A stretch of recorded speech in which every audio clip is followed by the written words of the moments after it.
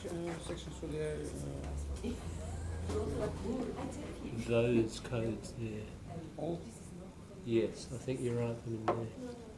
I think. I'll have a look at it in the break. Okay. Okay. Academic word list 7. Sadia, what do you... Swap. Sorry, swap with someone.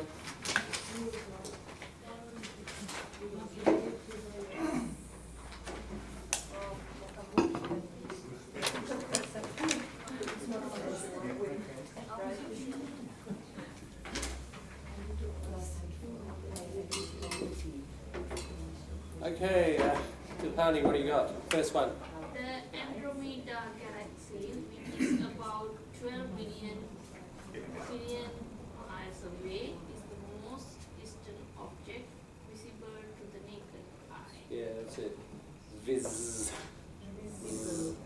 Voice, visible. Why naked eye, not eyes? Naked eye means with no instrument like telescope or binoculars. It's just a collocation. 2, Taiwan. The police were able to extract enough information from all of the voice arrested to formal charge the leader of the game. Yeah, extracted. This sounds good. Tract. Tract, that root is to pull. Think attract. Extract. Detract. Tractor. All about pulling. So yeah, you extract, you pull out. X is out. Just a little pronunciation thing. From one of the Haiwan, one of the boys. Right? Boys, not boys. Boys. We did that rule, I think, yesterday, wasn't it? Who remembers when? So those who were here yesterday, words that end with certain sounds and then an S. Yeah. We only say how many words with a S sound? 5, isn't it? Yeah. So what are they? Endings. Who can remember? Try to remember. From yesterday. Kicks. Yeah. K. Speed, P. and that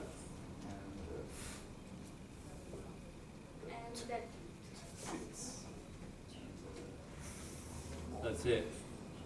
Alright, so if words end in that, and then you add an S, then it will be a S sound. Okay, these are sounds, by the way, so you could have laugh here. Spelling could be GH. This will be a TH. That's the only time you say a S at the end of an English word, when you're adding plurals, third person singular, possessive. Most of the time it's a Z. I mean, that's 5 out of, is it 44 or 46? I never remember. Sounds. So it's about, only about 12% or something of the time you say S. Rest of the time, Z. So if you want the native sound, get a Z. It's hard to say at the end of a word for many people. Boys.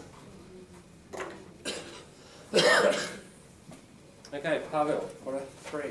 His view is completely contrary to mine. He thinks it's a great idea, but I think it's stupid. That's it. Contrary. Opposite. Contra means opposite. Counter or contra. Yeah. So there you see, think. Thinks. One of those. 4, Sadi. In the mid-19th century, the west of Central European Londoners was channeled into rivers that flowed into plains. Right. Was channeled. Correct. I'll just read that again. In the mid-19th century, the waste for some 3 million Londoners was channeled into rivers that flowed into the Thames. Right? There are quite a few there. Thames or Thames? Thames. Your what? Was. You was. Was. Not was. Was. That's a z as well. These are voiced, not unvoiced. Yeah? So, important to practice it. 5, Lynn. Me. Yeah. Rescue worker are still. Huh? Rescue workers. Workers. Workers Yeah. are still searching for survivors Yeah. of a plane that crashed into the side of a mountain in I don't know how to call it. Alberta. Alberta. This morning. Yeah. That's it. Survivors. Oh, sorry. 6, Nicole. Parties will not be a policy that differentiates it from the other parties. Yeah, differentiates. Differentiates. 5 syllables. And that is a tss, because you've got a t at the end, haven't you? So it's not a z.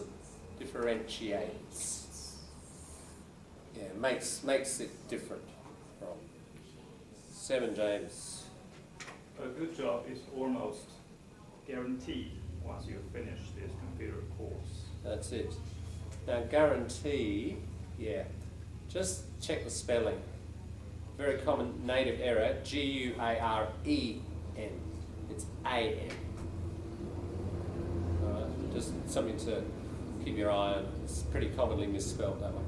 And it's usually that A that gets spelled. Rena. He quietly inserted the key in the lock and entered the room. Yeah, inserted. Good. Round we go again. Kate. Yep. Such as earthquakes and hurricanes shows us just how much power nature has. That's it. Phenomena. Now, is phenomena plural or singular? Plural. We can tell it's plural, can't we? Because it says show, not shows. What's the singular? Phenomenon. Phenomenon. Yeah. You don't say not. N-O-N. Phenomenon. Or phenomenon. Phenomenon.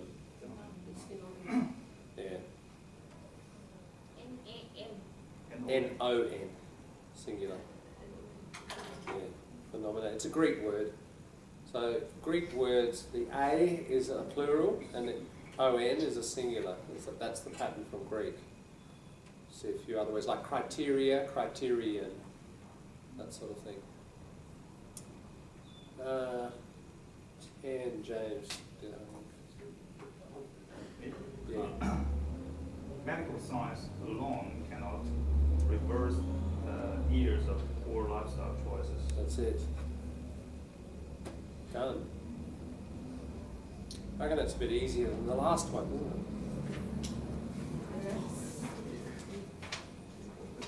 it? Hand it back.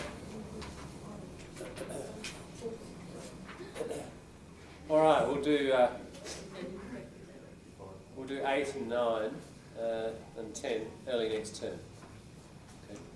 And then we'll move on to, we'll get back to those Latin roots and Latin and Greek roots, just to keep vocabulary developing. Okay, now, did everybody get the model essay for public intellectual? Everyone got that one?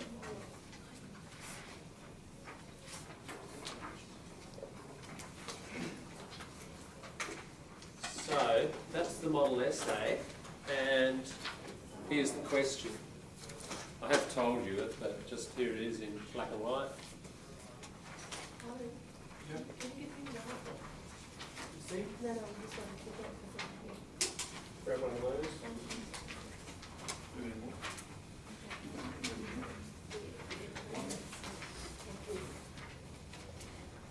Everyone got one? All right, so yeah, after researching your public intellectual, you have to select one issue that they have done considerable work on. Now the thing about a lot of these people is they've often written on a lot of topics. And your job is not to explain their whole life's work. Guys, listen, because you've got to be clear on this.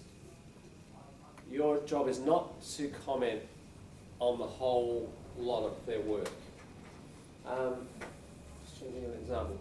Peter Singer, is anyone doing Peter Singer, a philosopher? He's written on abortion, animal rights, third world poverty, and moral, obligation to help people in the third world, euthanasia, right, and other things. Now, what you do is you pick one of those things that you're interested in. And sure, in the introduction, maybe you say, these are the things over his 30-year career or 40-year career that he's written on, just a sentence or two, and then you say, thesis statement. This essay will explore his work on euthanasia, or whatever you choose. And the rest of the essay is a focus on that particular aspect of his work. Right? Now, the point of that is, if you try to write on everything, you really don't go very deeply into the issue. And ultimately this essay, it's an explanation essay, your ability to explain in some depth what somebody's ideas are. So if you write about 4 or 5 different ideas, you never get very deep. Just choose one. You choose one. I don't care what you choose.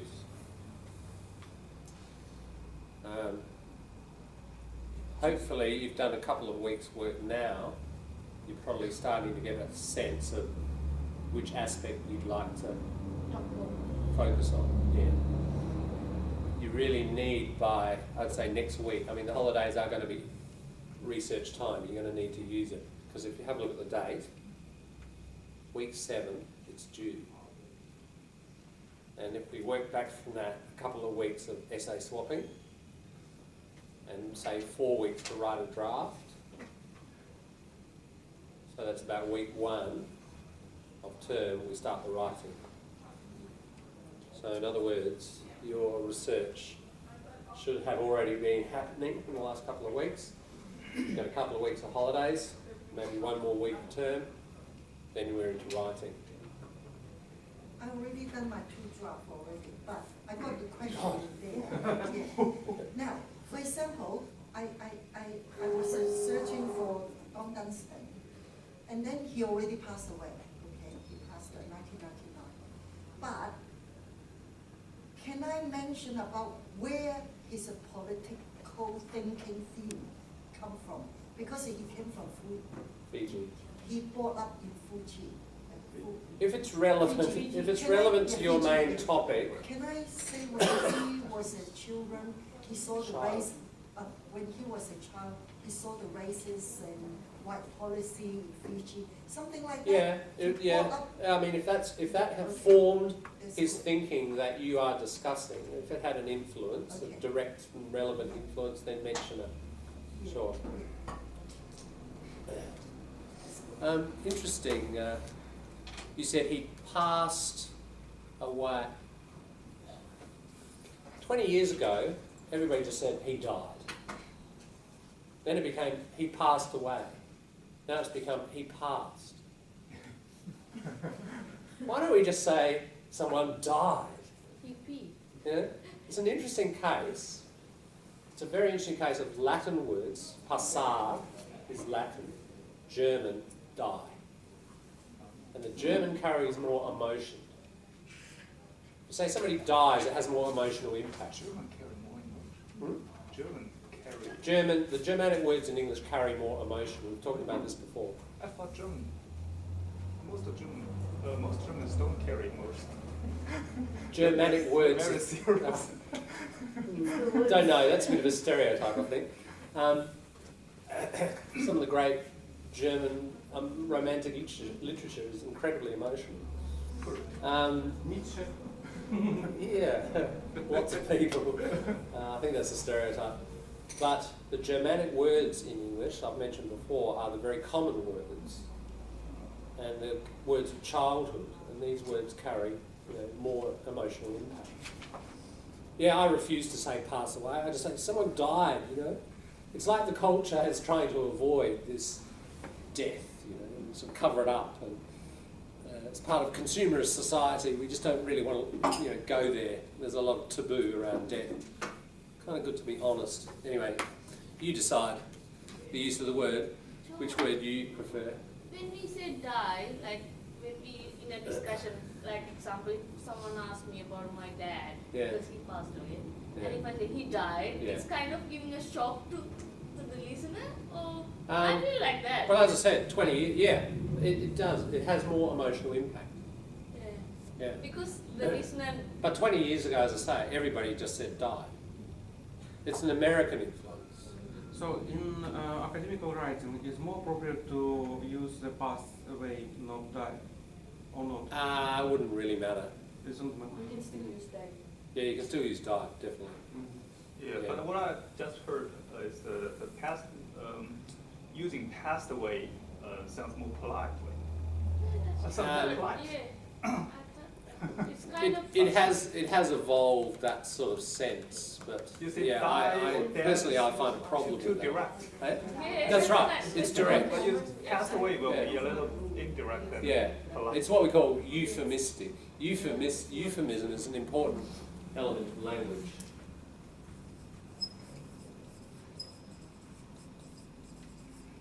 Eu is Greek for good.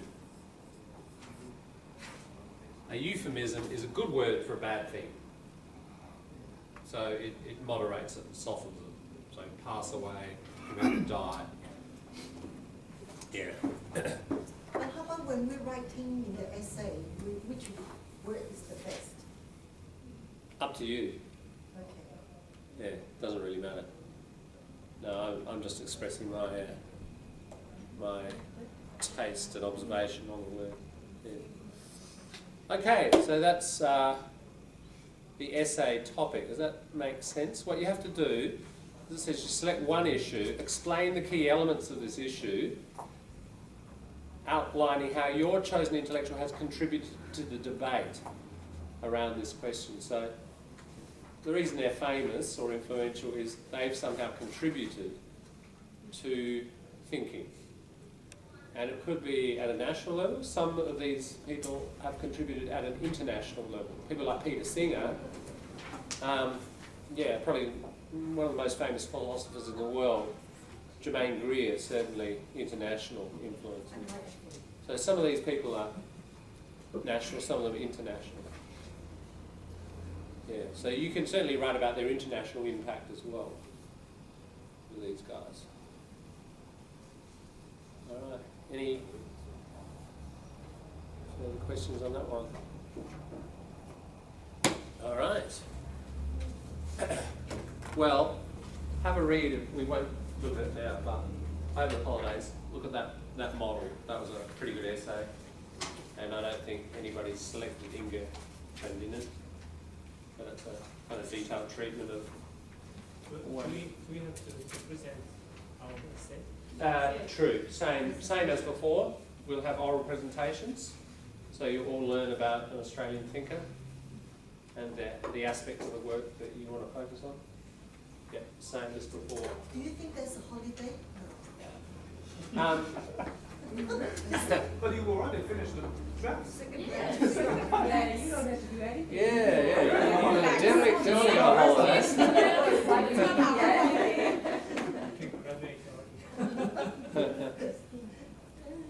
As a university lecturer, one of my English lecturers once said to me, I never say holiday, I always say vacation. It's a vacation, it's not a holiday.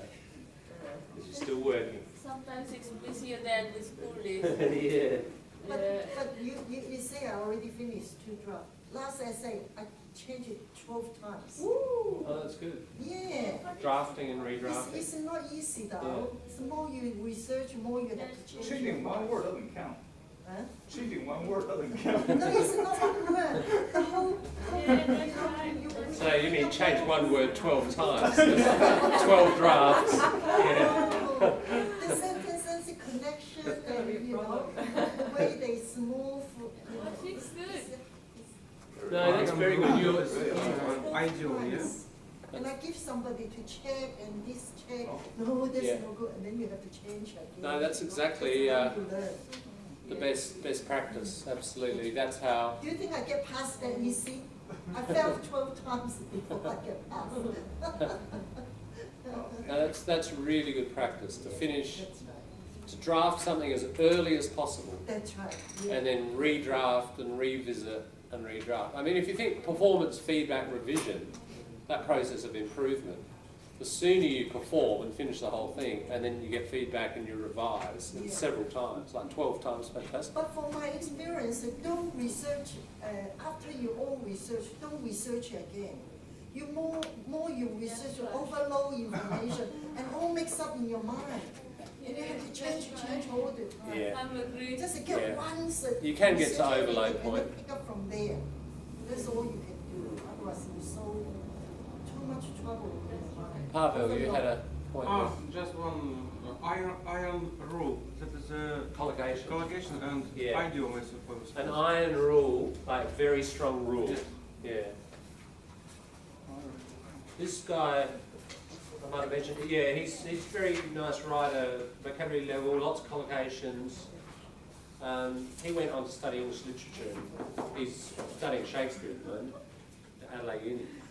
So, you know, very interested in kind of language and richness of language. Nice writing. Okay.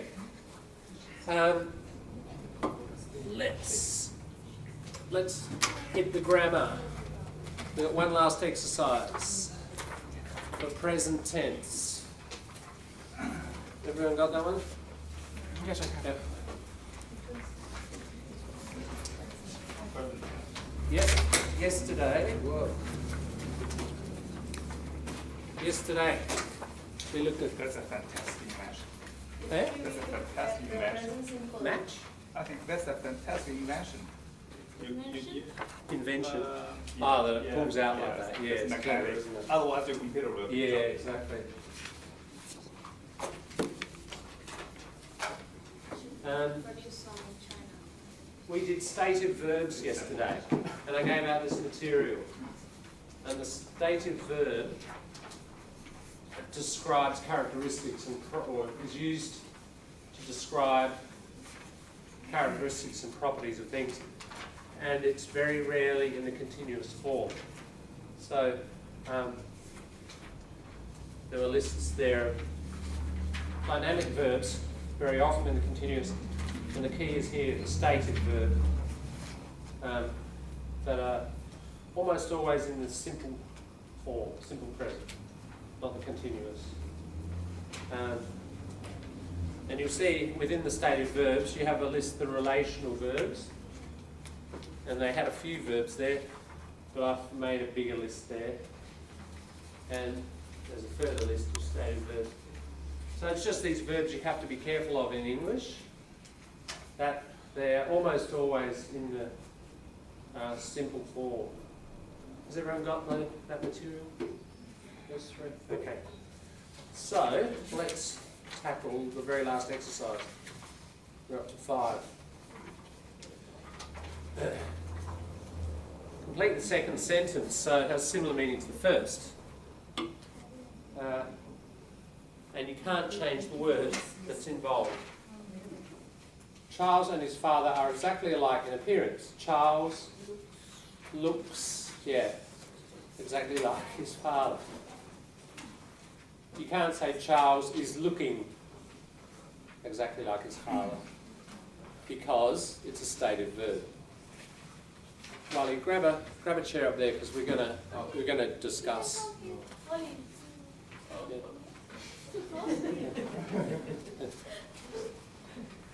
So, B, take all your possessions and walk slowly to the exit. We did that one. Take everything that belongs to you. Yeah. We have to add that. Yeah, We're doing in that one for Everything laughing. belongs to you. And one of them, so yeah, thanks. Or it Yeah, that's the belongs model to essay. No. That's the question for the next essay. Yep. And Can I say it belongs to you? yeah, Not that, it. it. Yeah, it belongs to you. That's right. Or that belongs. Yeah, sure. Okay. You just can't say that is belonging to you. Sorry? That's the point, because it's a stated verb, right? Yeah. Oh, You no, don't use the continuous Stop. form. All right, so Yeah, this one. I'm finding it really enjoyable to work here. Something Enjoy here. working here. Yeah, I enjoy. Or I am I enjoying. enjoy I working enjoy. here. You could do both actually with that one. I enjoy working here. I'm enjoying working here. I am enjoying working. Yeah, but Usually we use enjoy. yeah, that's right. Because it's a stative. It's a verb. It's in this list here. Where are we? Verbs of inert perception and cognition. So these verbs about feelings. But this Adore, is- dislike, prefer, suppose. Yeah. They still continue though, because you're working here, you not leave this job yet, you know, you're enjoying working, He is enjoying. You need is. yeah, He is enjoying. Yeah, I'm enjoying working here. yeah, I'm enjoying. I enjoy working here. Both, actually, for that one. Okay, keep going. D, E, F, G, H, I, J. Just have a chat with each other and figure them out. And in 5-10 minutes, we'll check them.